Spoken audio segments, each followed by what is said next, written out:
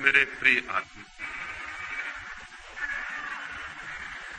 एक छोटी सी कहानी से मैं अपनी बात शुरू करना चाहूंगा। बहुत वर्ष बीते, बहुत सदियां, किसी देश में एक बड़ा चित्रकार था।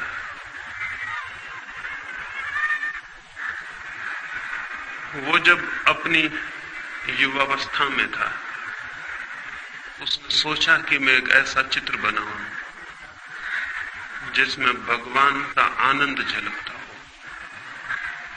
मैं ऐसी दो आंखें चित्रित करूं जिनमें अनंत शांति झलकती हो। मैं ऐसे एक व्यक्ति को खोजूं, एक ऐसे मनुष्य को जिसका चित्र जीवन के जो पार है, जगत से जो दूर है, उसकी खबर लाता हो। और वो अपने देश के गांव-गांव घूमा, जंगल जंगल उसने छाना उस आदमी को जिसकी प्रति छवि वो बना सके। और आखिर एक पहाड़ पर गाय चराने वाले एक चरवाहे को उसने खोज लिया। उसकी आंखों में कोई झलक थी, उसके चेहरे की रूपरेखा में कोई दूर की खबर थी। उसे देखकर ही लगता था कि मनुष्य के भीतर परमात्मा भी है।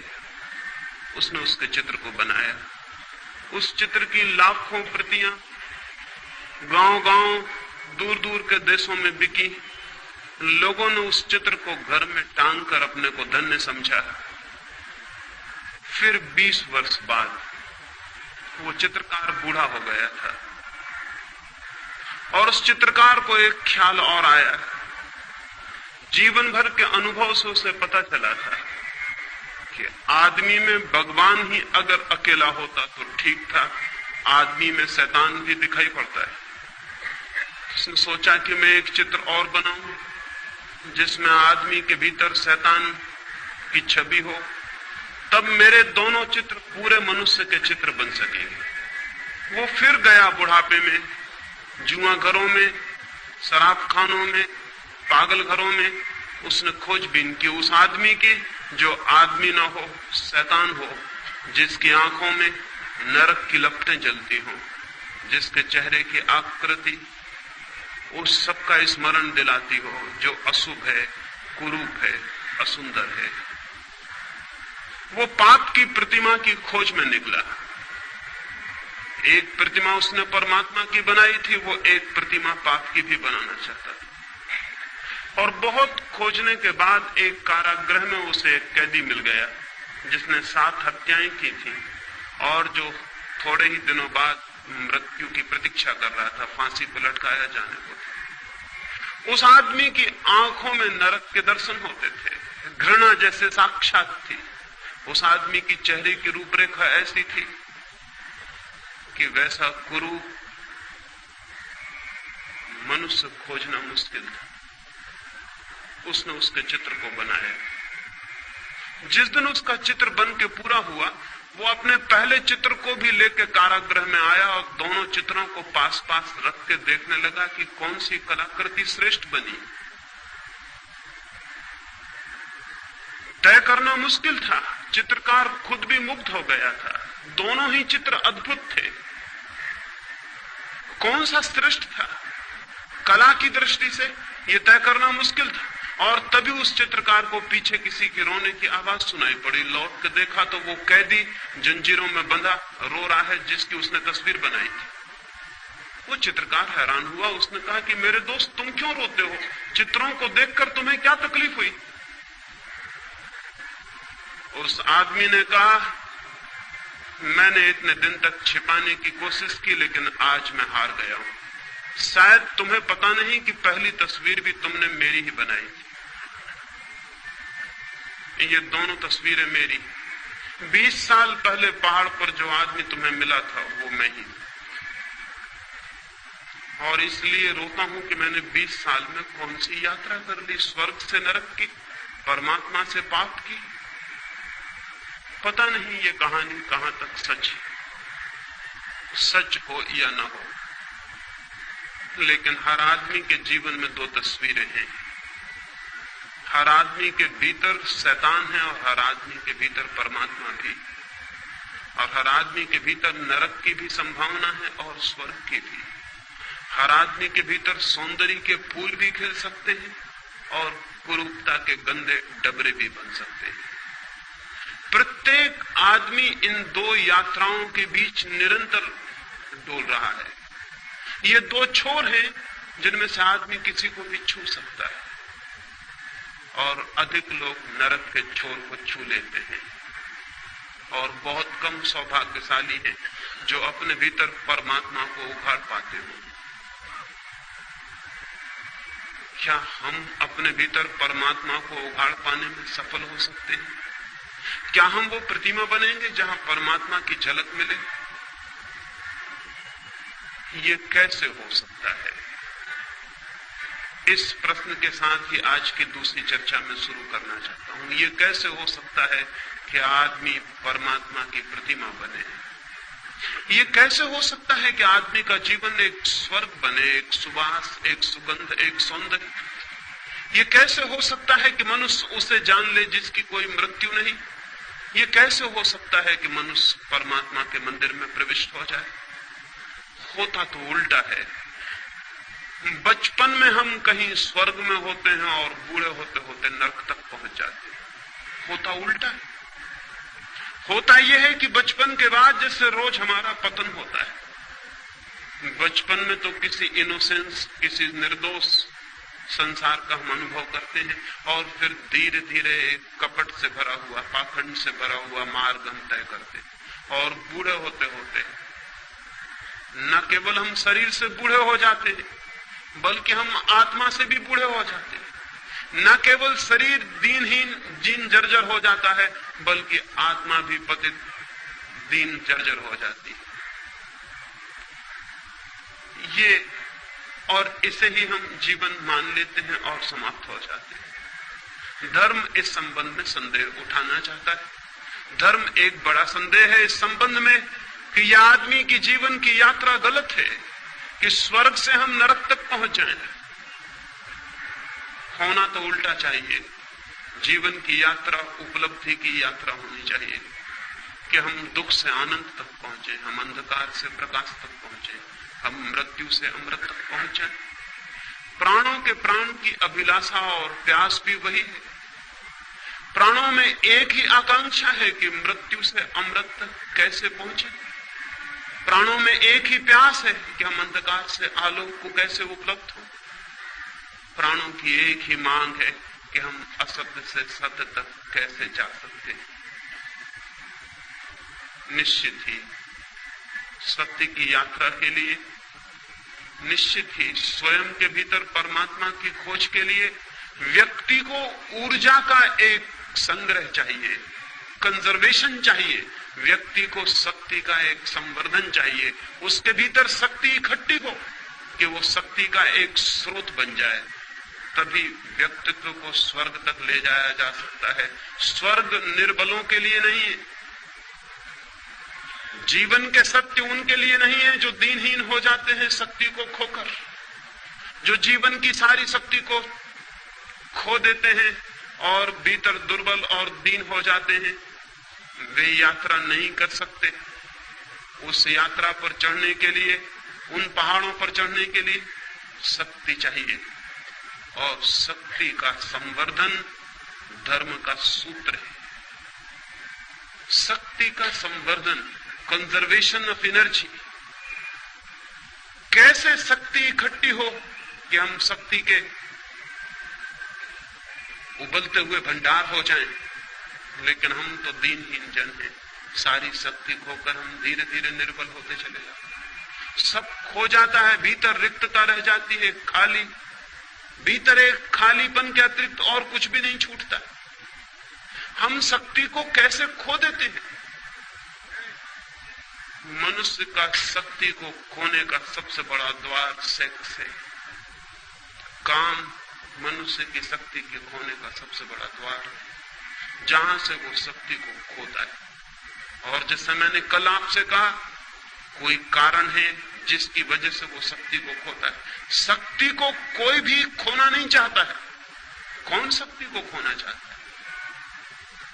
लेकिन कुछ झलक है उपलब्धि की, उस झलक के लिए आदमी शक्ति को खोने को राजी हो जाता है।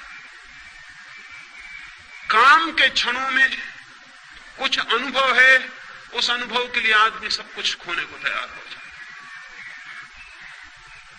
अगर वो अनुभव किसी और मार्ग से उपलब्ध हो सके तो मनुष्य सेक्स के माध्यम से शक्ति को खोने को कभी भी तैयार नहीं हो सकता। क्या और कोई द्वार है उस अनुभव को पाने का?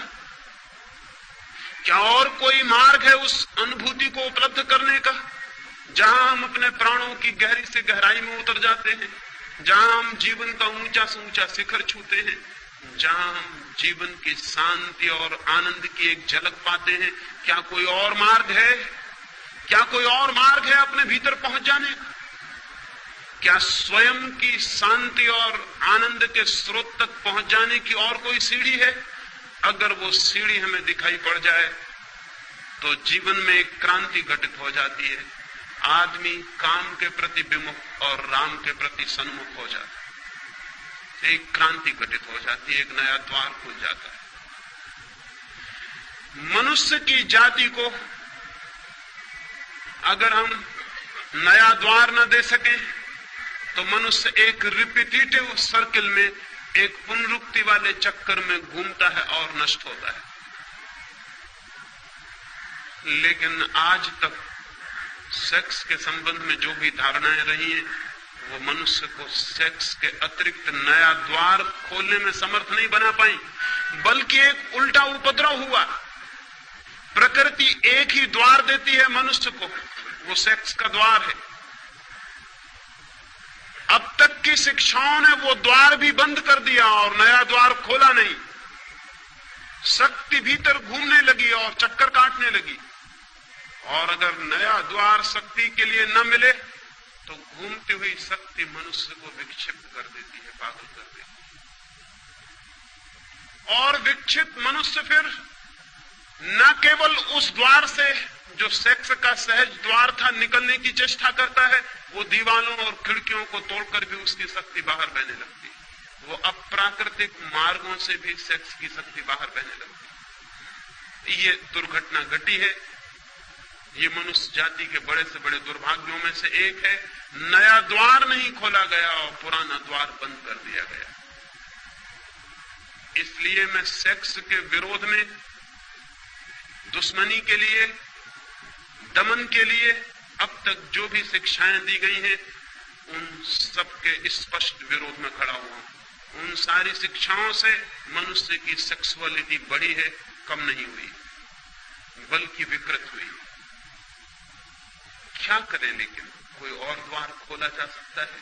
मैंने आपसे कल कहा, संभोग के क्षण की जो प्रतीति है, वो प्रतीति दो बातों की है, टाइमलेसनेस और इगोलेसनेस की। समय शून्य हो जाता है और अहंकार विलीन हो जाता है। समय शून्य होने से और अहंकार विलीन होने से हमें उसका एक झलक मिलती है जो हमारा वास्तविक जीवन है। लेकिन क्षण भर की झलक और हम वापस अपनी जगह खड़े हो जाते हैं, और एक बड़ी ऊर्जा, एक बड़ी वैद्युतिक शक्ति का प्रवाह है, इसमें हम खो देते हैं।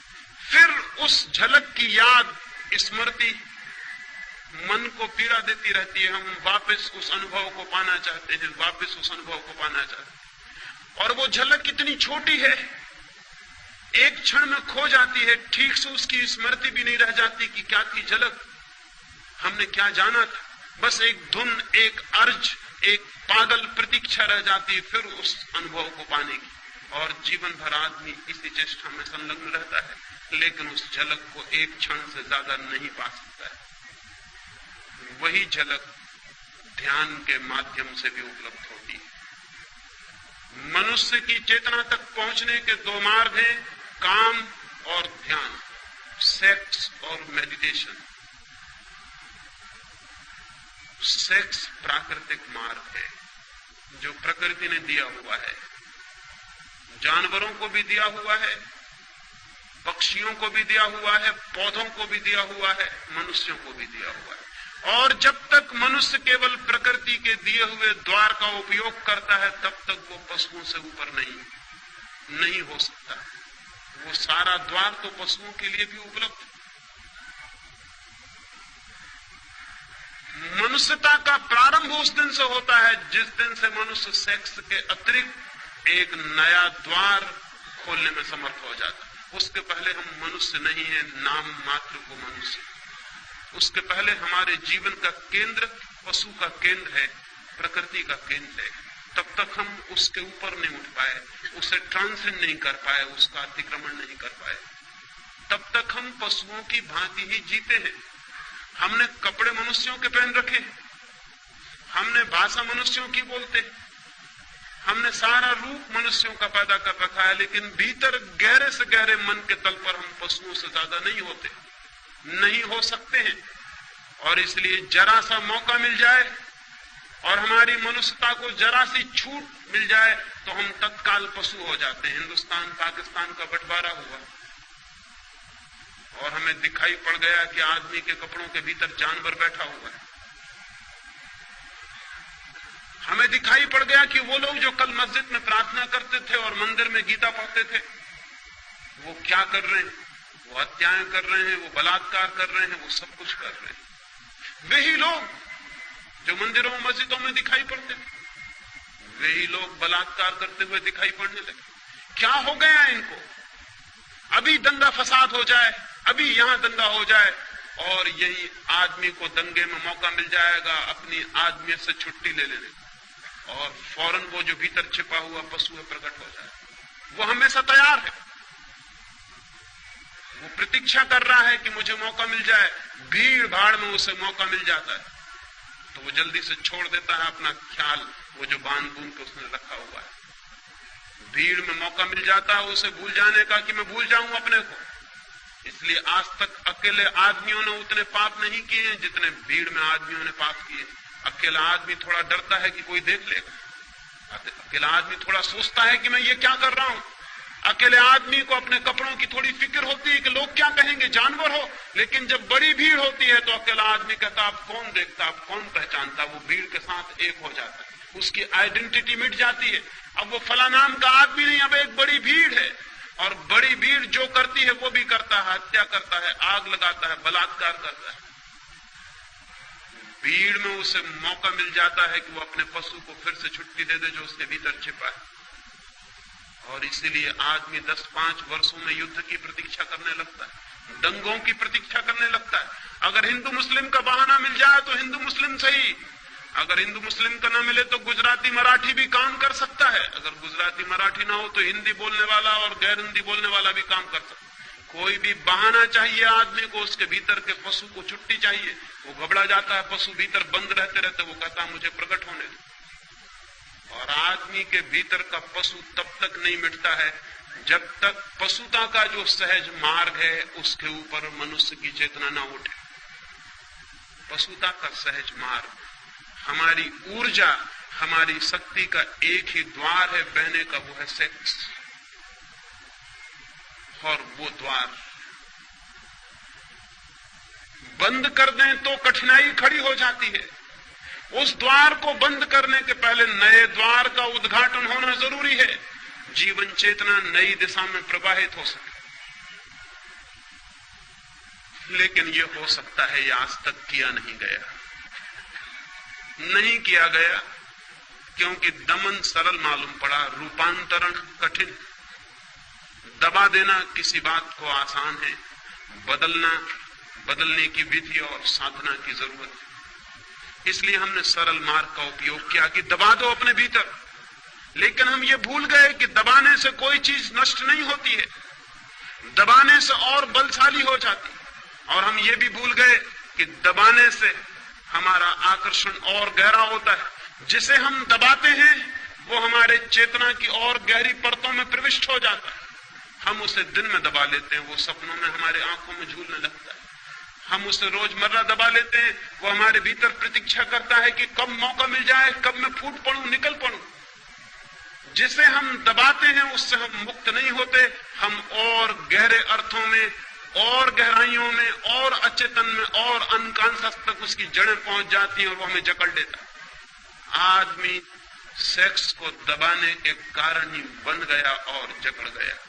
और यही वजह है, पशुओं का तो सेक्स का कोई अवधि होती है, कोई पीरियड होता है वर्ष में। आदमी की कोई अवधि ना रही, कोई पीरियड ना रहा। आदमी 24 घंटे 12 महीने सेक्सुअल है। सारे जानवरों में कोई जानवर ऐसा नहीं कि जो 12 महीने और 24 घंटे कामुकता से भरा हुआ। उसका वक्त है, उसकी ऋतु है, वो आती है और चला जाता है, और फिर उसका स्मरण भी खो जाता है। आदमी को क्या हो गया? आदमी ने दबाया जिस चीज को, वो फैलकर उसके 24 घंटे और 12 महीने के जीवन पर फैल गई। कभी आपने इस पर विचार किया कि कोई पशु हर स्थिति में हर समय कामुक नहीं होता, लेकिन आदमी हर स्थिति में हर समय कामुक है। जैसे कामुकता उबल रही है, जैसे कामुकता ही सब कुछ है। ये कैसे हो गया? ये दुर्घटना कैसे संभव हुई है? पृथ्वी पर सिर्फ मनुष्य के साथ हुई है और किसी जानवर के साथ नहीं। क्यों? एक ही कारण है, सिर्फ मनुष्य ने दबाने की कोशिश की है, और जिसे दबाया वो जहर की तरह सब तक फैल गया।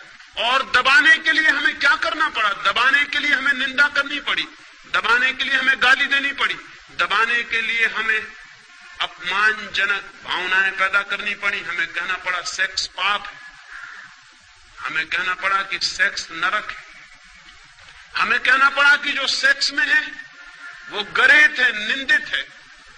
हमें ये सारी गालियां खोजनी पड़ी, तभी हम दबाने में सफल हो सके। और हमें ख्याल भी नहीं, इन निंदाओं और गालियों के कारण हमारा सारा जीवन जहर से भर गया है। नीत्शे ने एक वचन कहा है जो बहुत अर्थपूर्ण है। उसने कहा है कि धर्मों ने जहर खिला के सेक्स को मार डालने की कोशिश की थी। सेक्स मरा तो नहीं, सिर्फ जहरीला होकर जिंदा है। मर भी जाता तो ठीक था, वो मरा नहीं। लेकिन और गड़बड़ हो गई बात, वो जहरीला भी हो गया और जिंदा है। ये जो सेक्सुअलिटी है, ये जहरीला सेक्स है।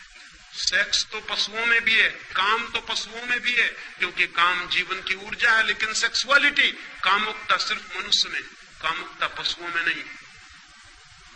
पशुओं की आंखों में देखें, वहां कामुकता दिखाई नहीं पड़ेगी। आदमी की आंखों में झांके, वहां एक कामुकता का रस झलकता हुआ दिखाई पड़ेगा। इसलिए पशु आज भी एक तरह से सुंदर है, लेकिन दमन करने वाले पागलों की कोई सीमा नहीं है कि वो कहां तक बढ़ जाएंगे। मैंने कल आपको कहा था कि अगर हमें दुनिया को सेक्स से मुक्त करना है तो बच्चे और बच्चियों को एक दूसरे के निकट लाना होगा। इसके पहले कि उनमें सेक्स जागे, 14 साल के पहले वे एक दूसरे के शरीर से इतने स्पष्ट रूप से परिचित हो ले कि वो आकांक्षा विलीन हो जाए। लेकिन अमेरिका में अभी अभी एक नया आंदोलन चला है, और वो नया आंदोलन वहां के बहुत धार्मिक लोग चला रहे हैं। शायद आपको पता भी ना हो, वो नया आंदोलन बड़ा अद्भुत। वो आंदोलन ये है कि सड़कों पर गाय, भैंस, घोड़े, कुत्ता, बिल्ली को भी बिना कपड़ों के नहीं निकाला जाए, उनको कपड़े पहन के निकाला जाए। उनको भी कपड़े पहनाने चाहिए, क्योंकि नंगे पशुओं को देखकर बच्चे बिगड़ सकते। बड़े मजे की बात है, नंगे पशुओं को देखकर बच्चे बिगड़ सकते हैं। अमेरिका के कुछ नीति शास्त्री इसके बाबत आंदोलन और संगठन और संस्थाएं बना रहे हैं कि पशुओं को भी सड़कों पर नग्न नहीं लाया जा सकता। आदमी को बचाने की इतनी कोशिशें चल रही हैं, और कोशिश बचाने की जो करने वाले लोग हैं वही आदमी को नष्ट कर रहे हैं। कभी आपने ख्याल किया कि पशु अपनी नग्नता में भी अद्भुत है और सुंदर है? उसकी नग्नता में भी वो निर्दोष है, सरल और सीधा है। कभी आपको पशु नग्न है ये भी ख्याल शायद ही आया हो, जब तक कि आपके भीतर बहुत नंगापन न छिपा हो, तब तक आपको पशु नंगा नहीं दिखाई पड़ सकता है। लेकिन वे जो भयभीत लोग हैं, वे जो डरे हुए लोग हैं, वे भय और डर के कारण सब कुछ कर रहे हैं आज तक, और उनके सब करने से आदमी रोज नीचे से नीचे उतरता जा रहा है। जरूरत तो यह है कि आदमी भी किसी दिन इतना सरल हो कि नग्न खड़ा हो सके, निर्दोष और आनंद से भरा हुआ। जरूरत तो यह है जैसे महावीर जैसा व्यक्ति नग्न खड़ा हो गया। लोग कहते हैं कि उन्होंने कपड़े छोड़े, कपड़ों का त्याग किया। मैं कहता हूं न कपड़े छोड़े न कपड़ों का त्याग किया, चित्त इतना निर्दोष हो गया होगा, इतना इनोसेंट जैसे छोटे बच्चों का, तो वे नग्न खड़े हो गए होंगे। क्योंकि ढांकने को जब कुछ भी नहीं रह जाता तो आदमी नग्न हो सकता है। जब तक ढांकने को कुछ है हमारे भीतर तब तक आदमी अपने को छिपाएगा। जब ढांकने को कुछ भी नहीं है तो नग्न हो सकता है। चाहिए तो एक ऐसी पृथ्वी कि आदमी भी इतना सरल होगा कि नग्न होने में भी उसे कोई पश्चाताप, कोई पीड़ा न होगी, नग्न होने में भी उसे कोई अपराध न होगा। आज तो हम कपड़े पहनकर भी अपराधी मालूम होते हैं, हम कपड़े पहन के भी नंगे हैं, और ऐसे लोग भी रहे हैं जो नग्न होकर भी नग्न नहीं थे। नंगापन मन की एक वृत्ति है, सरलता, निर्दोष चित्त, फिर नग्नता भी सार्थक हो जाती, अर्थपूर्ण हो जाती, वो भी एक सौंदर्य ले लेती है। लेकिन अब तक आदमी को जहर पिलाया गया है, और जहर का परिणाम ये हुआ कि हमारा सारा जीवन एक कोने से लेकर दूसरे कोने तक विषाक्त हो गया है। स्त्रियों को हम कहते हैं पति को परमात्मा समझना, और उन स्त्रियों को बचपन से सिखाया गया है कि सेक्स पाप, नरक, वे कल विवाहित होंगी, वे उस पति को कैसे परमात्मा मान सकेंगी जो उन्हें सेक्स में और नरक में ले जा रहा।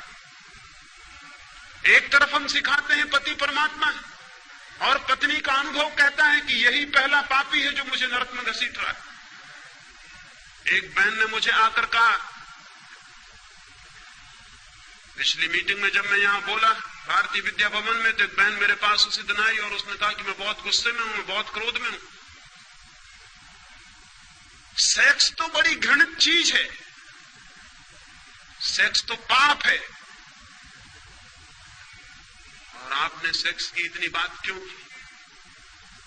मैं तो घृणा करती हूं सेक्स।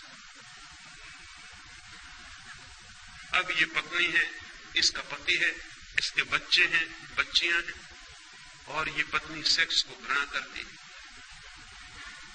ये पति को कैसे प्रेम कर सकती जो इसे सेक्स में ले जा रहा है? ये उन बच्चों को कैसे प्रेम कर सकती है जो सेक्स से पैदा हो रहे हैं? इसका प्रेम जहरीला रहेगा, इसके प्रेम में जहर छिपा रहेगा। पति और इसके बीच एक बुनियादी दीवार खड़ी रहेगी, बच्चों और इसके बीच एक बुनियादी दीवार खड़ी रहेगी, क्योंकि वो सेक्स की दीवार और सेक्स की कंडेमनेशन की वृत्ति बीच में खड़ी है। ये बच्चे पाप से आए हैं, ये पति और मेरे बीच पाप का संबंध, और जिनके साथ पाप का संबंध है उनके प्रति हम मैत्रीपूर्ण हो सकते हैं, पाप के प्रति हम मैत्रीपूर्ण हो सकते हैं। सारी दुनिया का ग्रस्त जीवन नष्ट किया है सेक्स को गाली देने वाले, निंदा करने वाले लोगों ने, और उन्होंने इसे नष्ट करके जो दुष्परिणाम लाए हैं वो ये नहीं है कि सेक्स से लोग मुक्त हो गए हों। जो पति अपनी पत्नी और अपने बीच एक दीवार पाता है पाप की, वो पत्नी से कभी भी तृप्ति अनुभव नहीं कर पाता, तो आसपास की स्त्रियों को खोजता है, वेश्याओं को खोजता है, खोजेगा। अगर पत्नी से उसे तृप्ति मिल गई होती तो शायद इस जगत की सारी स्त्रियां उसके लिए मां और बहन हो जाती, लेकिन पत्नी से भी तृप्ति न मिलने के कारण सारी स्त्रियां उसे पोटेंशियल औरतों की तरह, पोटेंशियल पत्नियों की तरह मालूम पड़ती हैं, जिनको पत्नी में बदला जा सकता है। ये स्वाभाविक है, ये होने वाला था, ये होने वाला था, क्योंकि जहां तृप्ति मिल सकती थी वहां जहर है, वहां पाप है, और तृप्ति नहीं मिलती, और वो चारों तरफ भटकता है और खोजता है, और क्या क्या इजादें करता है खोज के आदमी। अगर उन सारी इजादों को हम सोचने बैठे तो घबरा जाएंगे कि आदमी ने क्या क्या इजादें की। लेकिन एक बुनियादी बात पर ख्याल नहीं किया कि वो जो प्रेम का कुआं था, वो जो काम का कुआं था, वो जहरीला बना दिया गया। और जब पति और पत्नी के बीच जहर का भाव हो, घबराहट का भाव हो, पाप का भाव हो, तो फिर ये पाप की भावना रूपांतरण नहीं करने देगी। अन्यथा मेरी समझ ये है कि एक पति और पत्नी अगर एक दूसरे के प्रति समझ पूर्वक, प्रेम से भरे हुए, आनंद से भरे हुए और सेक्स के प्रति बिना निंदा के सेक्स को समझने की चेष्टा करेंगे, तो आज नहीं कल उनके बीच का संबंध रूपांतरित हो जाने वाला है। यह हो सकता है कि कल वही पत्नी मां जैसी दिखाई पड़ने लगे। गांधी जी 1930 के करीब श्रीलंका गए थे, उनके साथ कस्तूरबा साथ थी। संयोजकों ने समझा कि शायद गांधी जी की मां साथ आई हुई, क्योंकि गांधी जी कस्तूरबा को खुद भी बाही कहते थे। लोगों ने समझा कि शायद उनकी मां होगी। संयोजकों ने परिचय देते हुए कहा कि गांधी जी आए हैं और बड़े सौभाग्य की बात, उनकी मां भी साथ आई हुई, वो उनके बगल में बैठी हुई। गांधी जी के सेक्रेटरी तो घबरा गए कि ये तो भूल हमारी, हमें बताना था कि साथ में कौन है, लेकिन अब तो बड़ी देर हो चुकी थी। गांधी तो मंच पर जाके बैठ भी गए थे और बोलना शुरू कर दिया। सेक्रेटरी घबराए हुए हैं कि गांधी पीछे क्या कहेंगे। उन्हें कल्पना भी नहीं हो सकती थी कि गांधी नाराज नहीं होंगे, क्योंकि ऐसे पुरुष बहुत कम हैं जो पत्नी को मां बनाने में समर्थ हो जाते। लेकिन गांधी जी ने कहा कि सौभाग्य की बात है कि जिन मित्र ने मेरा परिचय दिया है, उन्होंने भूल से एक सच्ची बात कह दी। कस्तूरबा कुछ वर्षों से मेरी मां हो गई, कभी वो मेरी पत्नी थी, लेकिन अब वो मेरी मां है। इस बात की संभावना है कि अगर पति और पत्नी काम को, संभोग को समझने की चेष्टा करें तो एक दूसरे के मित्र बन सकते हैं और एक दूसरे के काम के रूपांतरण में सहयोगी और साथी हो सकते हैं। और जिस दिन कोई पति और पत्नी अपने आपस के संभोग के संबंध को रूपांतरित करने में सफल हो जाते हैं, उस दिन उनके जीवन में पहली दफे एक दूसरे के प्रति अनुग्रह और ग्रेटिट्यूड का भाव पैदा होता है। उसके पहले नहीं। उसके पहले वे एक दूसरे के प्रति क्रोध से भरे रहते हैं। उसके पहले वे एक दूसरे के बुनियादी शत्रु बने रहते हैं।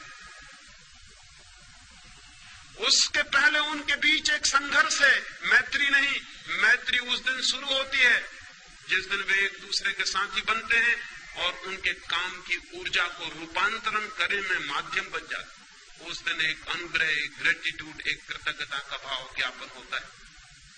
उस दिन पुरुष आदर से भरता है स्त्री के प्रति, क्योंकि स्त्री ने उसे काम वासना से मुक्त होने में सहायता पहुंचाई। उस दिन स्त्री अनुग्रहित होती है पुरुष के प्रति कि उसने उसे साथ दिया और उसकी वासना से मुक्ति दिलवाई। उस दिन वे सच्ची मैत्री में बनते हैं, जो काम की नहीं, प्रेम की मैत्री। उस दिन उनका जीवन ठीक उस दिशा में जाता है जहां पत्नी के लिए पति परमात्मा हो जाता है और पति के लिए पत्नी परमात्मा हो जाता है उस दिन। लेकिन वो कुआं तो विषाक्त कर दिया गया। इसलिए मैंने कल कहा कि मुझसे बड़ा शत्रु सेक्स का खोजना कठिन है, लेकिन मेरी शत्रुता का यह मतलब नहीं कि मैं सेक्स को गाली दूं और निंदा करूं। मेरी शत्रुता का मतलब यह है कि मैं सेक्स को रूपांतरित करने के संबंध में दिशा सूचन करूं। मैं आपको कहूं कि वो कैसे रूपांतरित हो सकता है।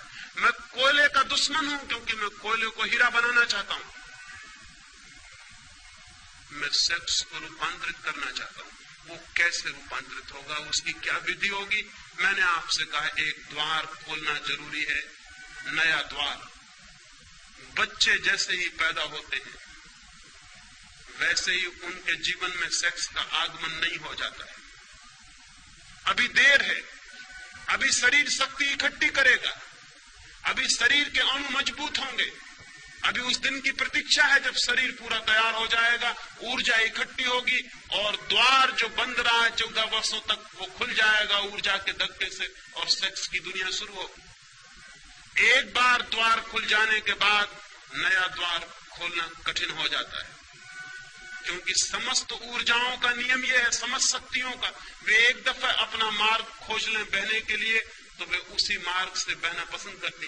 गंगा बह गई है सागर की तरफ, उसने एक बार रास्ता खोज लिया, अब वो उसी रास्ते से बही चली जाती है, बही चली जाती है। रोज रोज नया पानी आता है, उसी रास्ते से बहता हुआ चला जाता है। गंगा रोज नए रास्ते नहीं खोजती। जीवन की ऊर्जा भी एक रास्ता खोज लेती, फिर वो उसी से बहती चली जाती।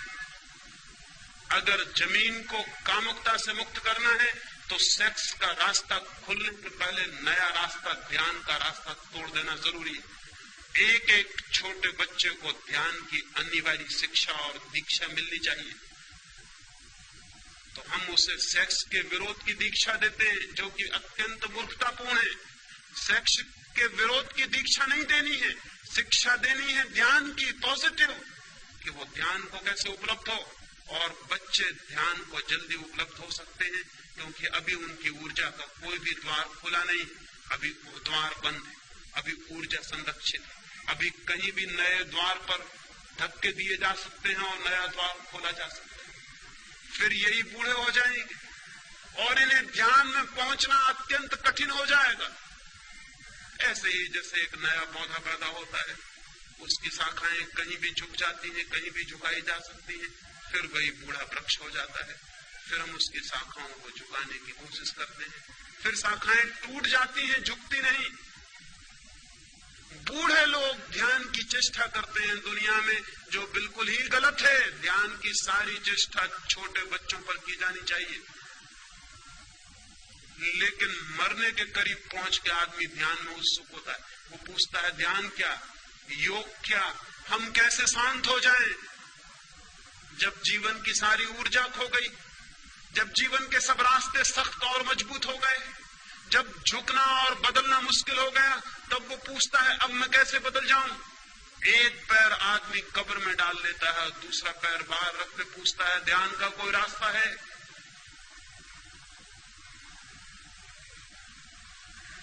अजीब सी बात है, बिल्कुल पागलपन की बात है। ये पृथ्वी कभी भी शांत और ध्यानस्थ नहीं हो सकेगी जब तक ध्यान का संबंध पहले दिन के पैदा हुए बच्चे से हम न जोड़ेंगे। अंतिम दिन के व्रत से नहीं जोड़ा जा सकता। व्यर्थ ही हमें बहुत श्रम उठाना पड़ता है बाद के दिनों में शांत होने के लिए, जो कि पहले एकदम हो सकता था। छोटे बच्चों को ध्यान की दीक्षा काम के रूपांतरण का पहला चरण, शांत होने की दीक्षा, निर्विचार होने की दीक्षा, मौन होने की दीक्षा। बच्चे ऐसे भी मौन हैं, बच्चे ऐसे भी शांत हैं। अगर उन्हें थोड़ा सा दिशा दी जाए और उन्हें मौन और शांत होने के लिए घड़ी भर की शिक्षा दी जाए, तो जब वे 14 वर्ष के होने के करीब आएंगे, जब काम जगेगा, तब तक उनका एक द्वार खुल चुका होगा, शक्ति इकट्ठी होगी और जो द्वार खुला है उसी द्वार से बहनी शुरू हो जाएगी। उन्हें शांति का, आनंद का, कालहीनता का, निरअहंकार भाव का अनुभव सेक्स के बहुत अनुभव के पहले उपलब्ध हो जाएगा। वही अनुभव उनकी ऊर्जा को गलत मार्गों से रोकेगा और ठीक मार्गों पर ले आएगा। लेकिन हम छोटे छोटे बच्चों को ध्यान तो नहीं सिखाते, काम का विरोध सिखाते हैं। पाप है, गंदगी है, कुरूपता है, बुराई है, नरक है, ये सब हम बताते हैं। और इस सब के बताने से कुछ भी फर्क नहीं पड़ता, कुछ भी फर्क नहीं पड़ता, बल्कि हमारे बताने से वे और भी आकर्षित होते हैं और तलाश करते हैं कि क्या है ये गंदगी, क्या है ये नरक, जिसके लिए बड़े इतने भयभीत और बेचैन हैं।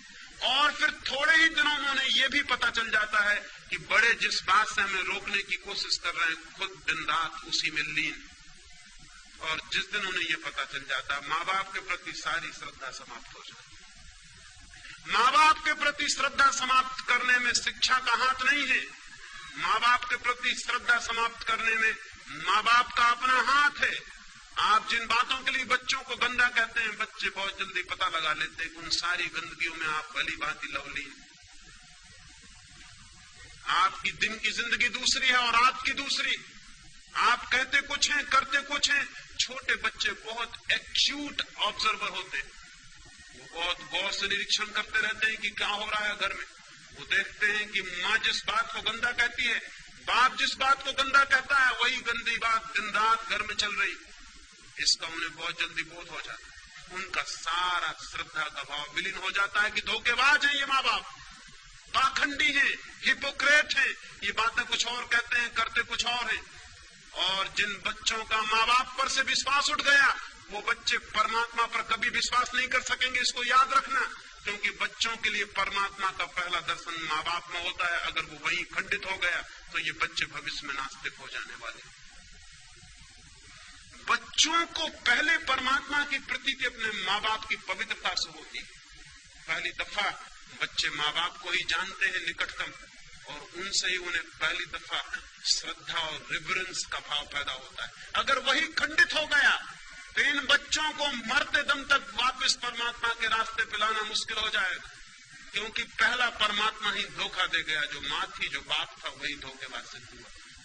आज सारी दुनिया में जो लड़के ये कह रहे हैं कि कोई परमात्मा नहीं है, कोई आत्मा नहीं, कोई मोक्ष नहीं है, धर्म सब बकवास है, उसका कारण ये नहीं है कि लड़कों ने पता लगा लिया है कि आत्मा नहीं है, परमात्मा नहीं। उसका कारण ये है कि लड़कों ने माँ बाप का पता लगा लिया है कि वो धोखेबाज। और ये सारा धोखा सेक्स के आसपास केंद्रित है। ये सारा धोखा सेक्स के केंद्र पर खड़ा हुआ है। बच्चों को ये सिखाने की जरूरत नहीं कि सेक्स पाप है, बल्कि ईमानदारी से ये सिखाने की जरूरत है कि सेक्स जिंदगी का एक हिस्सा है और तुम सेक्स से ही पैदा हुए और हमारी जिंदगी में वो है, ताकि बच्चे सरलता से माँ बाप को समझ सके और जब जीवन को वो जाने तो वो आदर से भर सके कि माँ बाप सच्चे और ईमानदार थे। उनको जीवन में आस्तिक बनाने में इससे बड़ा संबल और कुछ भी नहीं होगा कि वो अपने माँ बाप को सच्चा और ईमानदार अनुभव कर सके। लेकिन आज सब बच्चे जानते हैं कि माँ बाप बेईमान और धोखेबाज। ये बच्चे और माँ बाप के बीच एक कलह का कारण बनता है। सेक्स का दमन पति और पत्नी को तोड़ दिया है, माँ बाप और बच्चों को तोड़ दिया। नहीं, सेक्स का विरोध नहीं, निंदा नहीं, बल्कि सेक्स की शिक्षा दी जानी चाहिए। जैसे ही बच्चे पूछने को तैयार हो जाएं, जो भी जरूरी मालूम पड़े, जो उनके समझ के योग मालूम पड़े, वो सब उन्हें बता दिया जाना चाहिए, ताकि वे सेक्स के संबंध में अति उत्सुक न हो, ताकि उनका आकर्षण न पैदा हो, ताकि वो दीवाने होकर गलत रास्तों से जानकारी पाने की कोशिश न करें। आज बच्चे सब जानकारी पा लेते हैं यहाँ वहां से, गलत मार्गों से, गलत लोगों से उन्हें जानकारी मिलती है जो जीवन भर उन्हें पीड़ा देती। और माँ बाप और उनके बीच एक मौन की दीवार होती है, जैसे माँ बाप को कुछ भी पता नहीं और बच्चों को भी कुछ पता नहीं। उन्हें सेक्स की सम्यक शिक्षा मिलनी चाहिए, राइट एजुकेशन। और दूसरी बात, उन्हें ध्यान की दीक्षा मिलनी चाहिए, कैसे मौन हो, कैसे शांत हो, कैसे निर्विचार हो। और बच्चे तत्क्षण निर्विचार हो सकते हैं, मौन हो सकते हैं, शांत हो सकते हैं। 24 घंटे में 1 घंटे अगर बच्चों को घर में मौन में ले जाने की व्यवस्था हो, निश्चित ही वे मौन में तभी जा सकेंगे जब आप भी उनके साथ मौन बैठ सकें। हर घर में 1 घंटा मौन का अनिवार्य होना चाहिए। एक दिन खाना न मिले घर में तो चल सकता है, लेकिन 1 घंटा मौन के बिना घर नहीं चल सकता। वो घर झूठा है, उस घर को परिवार कहना गलत है जिस परिवार में 1 घंटे की मौन की दीक्षा नहीं। वो 1 घंटे का मौन 14 वर्षों में उस दरवाजे को तोड़ देगा, रोज धक्के मारेगा, उस दरवाजे को तोड़ देगा जिसका नाम ध्यान है। जिस ध्यान से मनुष्य को समयहीन, टाइमलेसनेस, इगोलेसनेस, अहंकार शून्य अनुभव होता है, जहां से आत्मा की झलक मिलती है। वो झलक सेक्स के अनुभव के पहले मिल जानी जरूरी। अगर वो झलक मिल जाए तो सेक्स के प्रति अतिशय दौड़ समाप्त हो जाएगी, ऊर्जा इस नए मार्ग से बहने लगेगी। ये मैं पहला चरण कहता हूं। ब्रह्मचर्य की साधना में, सेक्स के ऊपर उठने की साधना में, सेक्स की ऊर्जा के ट्रांसफॉर्मेशन के लिए पहला चरण है ध्यान और दूसरा चरण है प्रेम। बच्चे को बचपन से ही प्रेम की दीक्षा दी जानी चाहिए। हम अब तक यही सोचते रहे हैं कि प्रेम की शिक्षा मनुष्य को सेक्स में ले जाएगी। ये बात अत्यंत भ्रांत है। सेक्स की शिक्षा तो मनुष्य को प्रेम में ले जा सकती है, लेकिन प्रेम की शिक्षा कभी किसी मनुष्य को सेक्स में नहीं ले जाती। बल्कि सच्चाई उल्टी है, जितना प्रेम विकसित होता है उतनी ही सेक्स की ऊर्जा प्रेम में रूपांतरित होकर बटनी शुरू हो जाती। जो लोग जितने कम प्रेम से भरे होते हैं उतने ही ज्यादा कामुक होंगे, उतने ही सेक्सुअल होंगे। जिनके जीवन में जितना कम प्रेम है उनके जीवन में उतनी ही ज्यादा घृणा होगी। जिनके जीवन में जितना कम प्रेम है उनके जीवन में उतना ही विद्वेष होगा। जिनके जीवन में जितना कम प्रेम है उनके जीवन में उतनी ही ईर्ष्या होगी। जिनके जीवन में जितना कम प्रेम है उतनी ही उनके जीवन में प्रतिस्पर्धा होगी। जिनके जीवन में जितना कम प्रेम है उनके जीवन में उतनी चिंता और दुख होगा।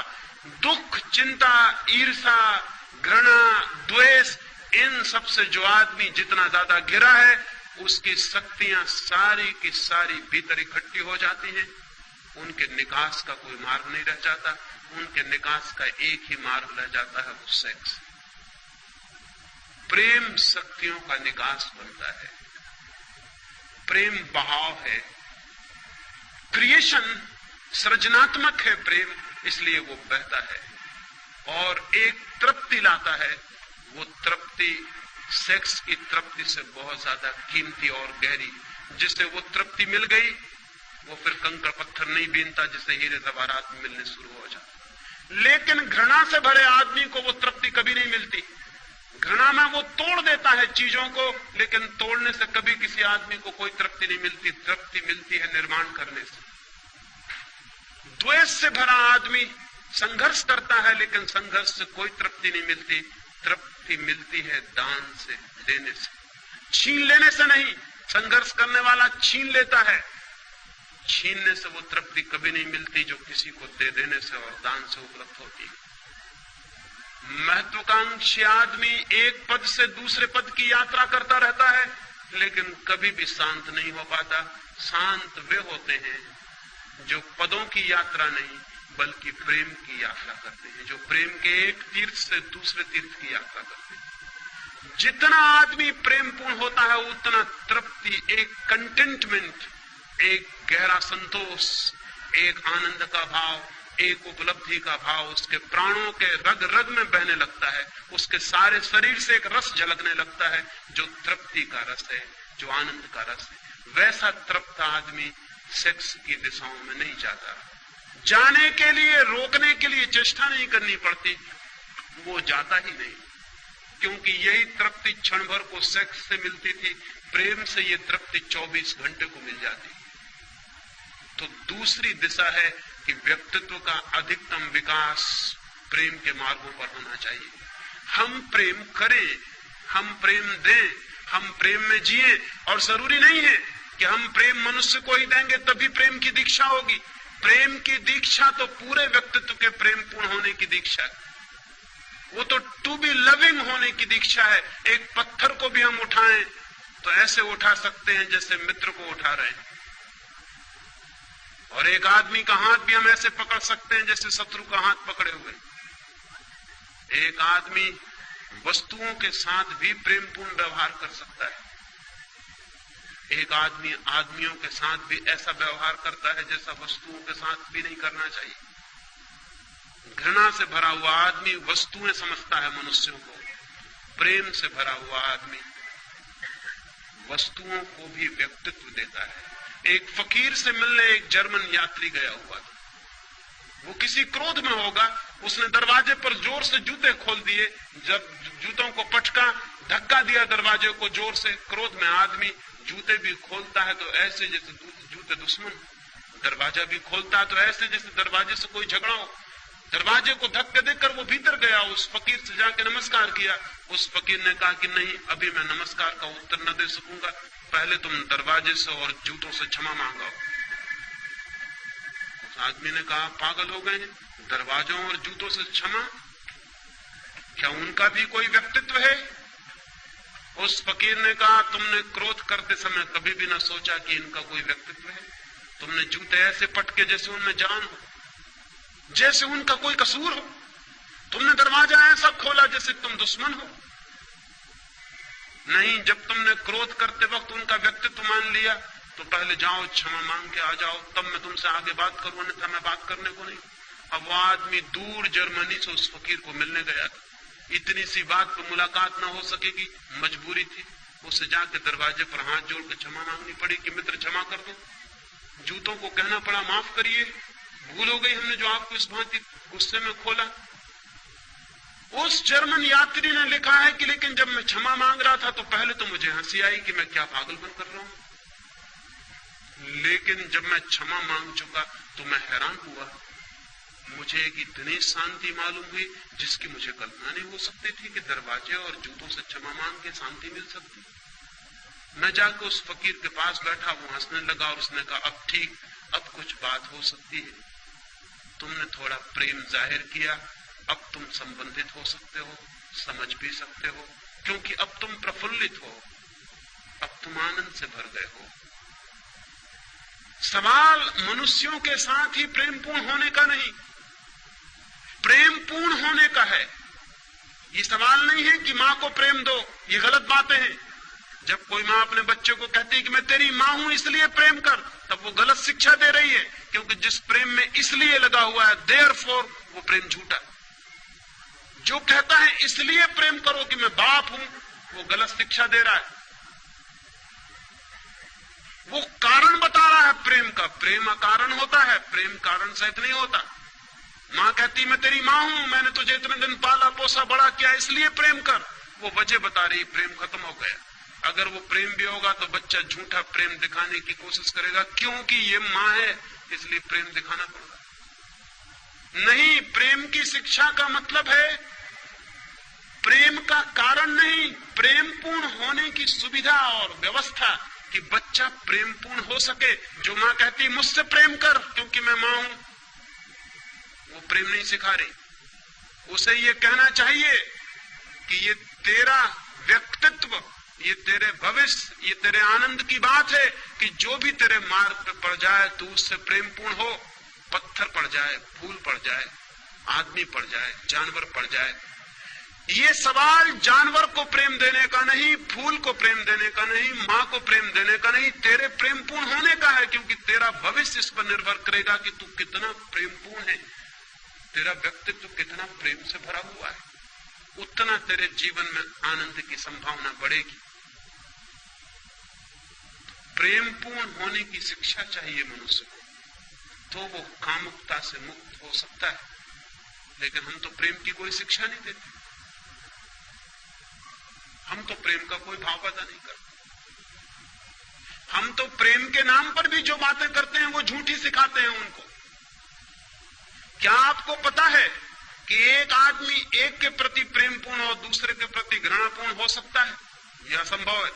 प्रेमपूर्ण आदमी प्रेमपूर्ण होता है, आदमियों से कोई संबंध नहीं है उस बात का।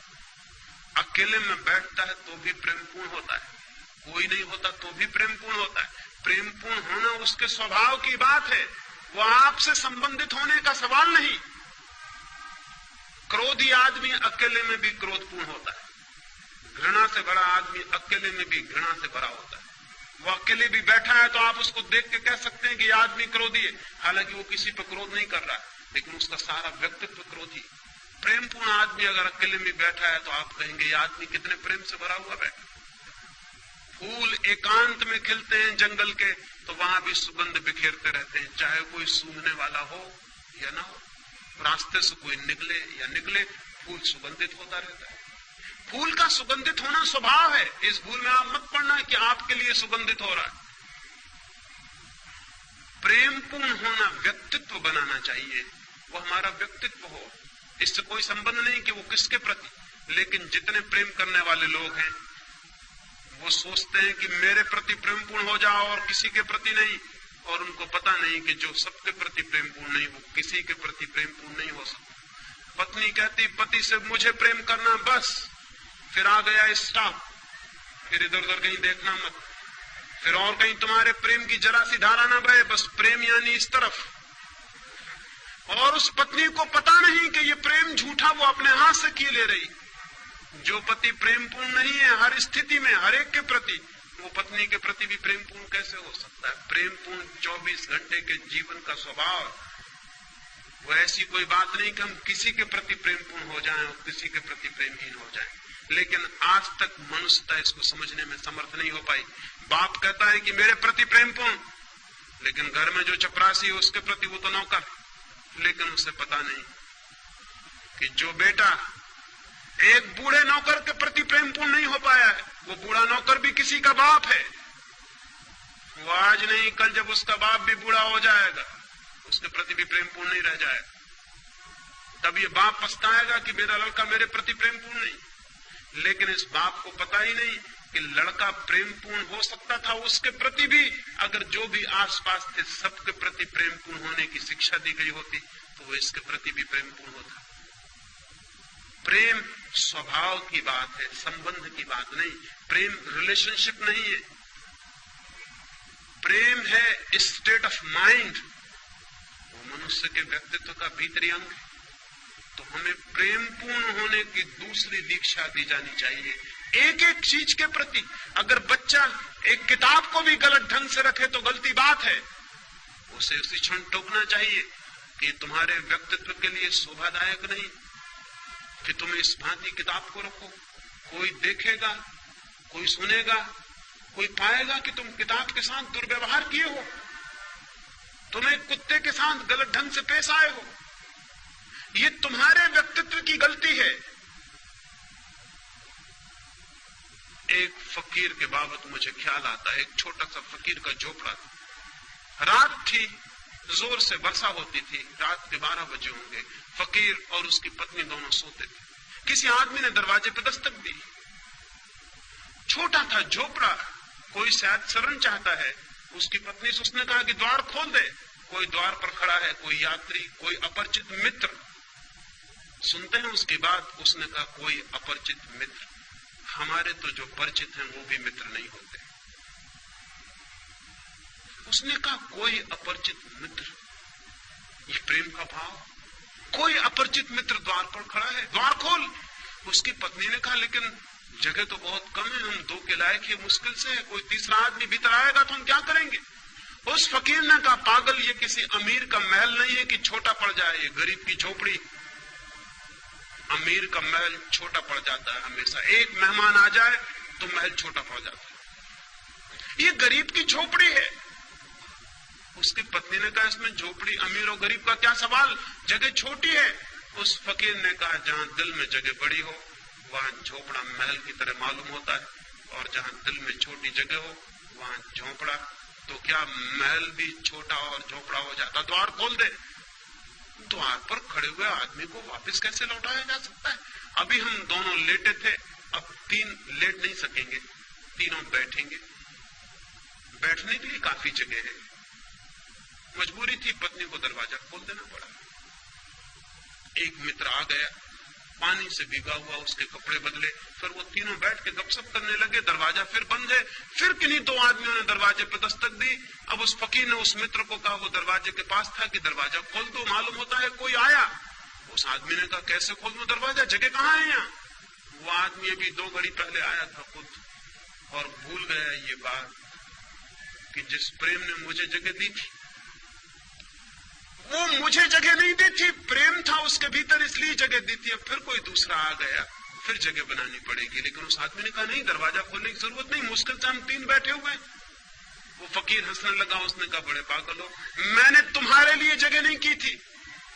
प्रेम था इसलिए जगह की थी। प्रेम अब भी है, वो तुम पर चुप गई नहीं गया और समाप्त नहीं हो गया। दरवाजा खोलो।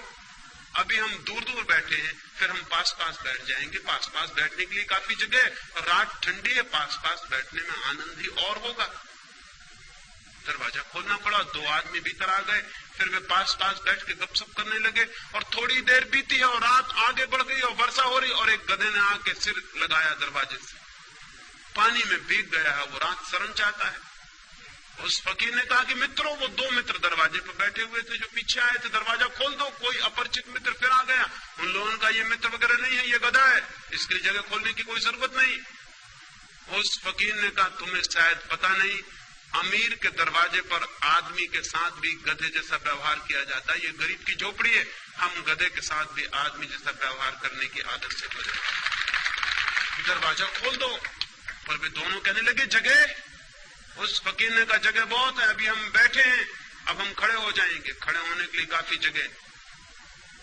और फिर तुम घबराओ मत, अगर जरूरत पड़ेगी तो मैं हमेशा बाहर होने के लिए तैयार हूं। प्रेम इतना कर सकता है। एक लविंग एटीट्यूड, एक प्रेमपूर्ण हृदय बनाने की जरूरत है। जब प्रेमपूर्ण हृदय बनता है तो व्यक्तित्व का एक तृप्ति का भाव, एक रसपूर्ण तृप्ति। क्या आपको कभी ख्याल है जब भी आप किसी के प्रति जरा से प्रेमपूर्ण हुए, पीछे एक तृप्ति की लहर छूट गई? क्या आपको कभी भी ख्याल है कि जीवन में तृप्ति के क्षण वे ही रहे हैं जो बेशर्त प्रेम के क्षण रहे होंगे, जब कोई शर्त ना रही होगी प्रेम की? और जब आपने रास्ते चलते एक अजनबी आदमी को देख के मुस्कुरा दिया हो, उसके पीछे छूट गई तृप्ति का कोई अनुभव है? उसके पीछे साथ आ गया एक शांति का भाव, एक प्राणों में एक आनंद की लहर का कोई पता है? जब राह चलते किसी आदमी को उठा लिया हो, किसी गिरते को संभाल लिया हो, किसी बीमार को एक फूल दे दिया हो, इसलिए नहीं कि वो आपकी मां है, इसलिए नहीं कि वो आपका पिता है, नहीं, वो आपका कोई भी नहीं है, लेकिन एक फूल किसी बीमार को दे देना आनंदपूर्ण है। व्यक्तित्व में प्रेम की संभावना बढ़ती जानी चाहिए। वो इतनी बढ़ जानी चाहिए पौधों के प्रति, पक्षियों के प्रति, पशुओं के प्रति, आदमियों के प्रति, अपरिचितों के प्रति, अनजान लोगों के प्रति, विदेशियों के प्रति जो बहुत दूर है उनके प्रति, जानतारों के प्रति प्रेम हमारा बढ़ता चला जाए। जितना प्रेम हमारा बढ़ता है उतनी ही सेक्स की जीवन में संभावना कम होती चली जाती है। प्रेम और ध्यान दोनों मिलकर उस दरवाजे को खोल देते हैं जो परमात्मा का दरवाजा है। प्रेम धन ध्यान बराबर परमात्मा। प्रेम और ध्यान का जोड़ हो जाए और परमात्मा उपलब्ध हो जाए, और उस उपलब्धि से जीवन में ब्रह्मचर्य फलित होता है। फिर सारी ऊर्जा एक नए ही मार्ग पर ऊपर चढ़ने लगती, फिर बह बह के निकल नहीं जाती, फिर जीवन से बाहर निकल के व्यर्थ नहीं हो जाती, फिर जीवन के भीतरी मार्गों पर गति करने लगती। उसका एक ऊर्ध्व गमन, एक ऊपर की तरफ यात्रा शुरू होती। अभी हमारी यात्रा नीचे की तरफ है। सेक्स ऊर्जा का अधोगमन, नीचे की तरफ बह जाना है। ब्रह्मचर्य ऊर्जा का ऊर्ध्वगमन है, ऊपर की तरफ उठ जाना है। प्रेम और ध्यान ब्रह्मचर्य के सूत्र हैं। तीसरी बात कल आपसे करने को हूं कि ब्रह्मचर्य उपलब्ध होगा तो क्या फल होगा, क्या होगी उपलब्धि, क्या मिल जाएगा। ये दो बातें मैंने आज आपसे कही, प्रेम और ध्यान। मैंने ये कहा कि छोटे बच्चों से इनकी शिक्षा शुरू हो जानी चाहिए। इससे आप ये मत सोच लेना कि अब तो हम बच्चे नहीं रहे इसलिए करने को कुछ बाकी नहीं। ये आप मत सोच के चले जाना, अन्यथा मेरी मेहनत फिजूल गई। आप किसी भी उम्र के हों, ये काम शुरू किया जा सकता है। ये काम कभी भी शुरू किया जा सकता है। हालांकि जितनी उम्र बढ़ती चली जाती है उतना मुश्किल होता चला जाता है। बच्चों के साथ हो सके सौभाग्य, लेकिन कभी भी हो सके सौभाग्य इतनी देर कभी भी नहीं हुई है कि हम कुछ भी ना कर सके। हम आज शुरू कर सकते हैं, और जो लोग सीखने के लिए तैयार हैं वो बूढ़े में भी बच्चों जैसे ही होते हैं। वो बुढ़ापे में भी शुरू कर सकते हैं अगर उनकी सीखने की क्षमता है, अगर लर्निंग का एटीट्यूड है, अगर वो इस ज्ञान से नहीं भर गए कि हमने सब जान लिया और सब पा लिया, तो वे सीख सकते हैं और वे छोटे बच्चों की भांति नई यात्रा शुरू कर सकते हैं। बुद्ध के पास एक भिक्षु कुछ वर्षों से दीक्षित था।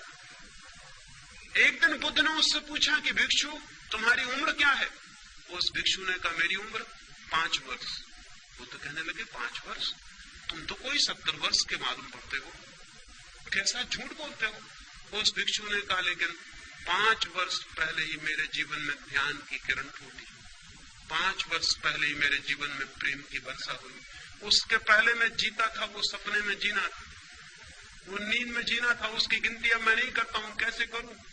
जिंदगी तो इधर 5 वर्षों से शुरू हुई, इसलिए मैं कहता हूं मेरी उम्र 5 वर्ष। बुद्ध ने अपने भिक्षुओं से कहा, भिक्षुओं इस बात को ख्याल में रख लेना, अपनी उम्र आज से तुम भी इसी तरह जोड़ना, यही उम्र को नापने का ढंग समझना। अगर प्रेम और ध्यान का जन्म नहीं हुआ है तो उम्र फिजूल चली गई।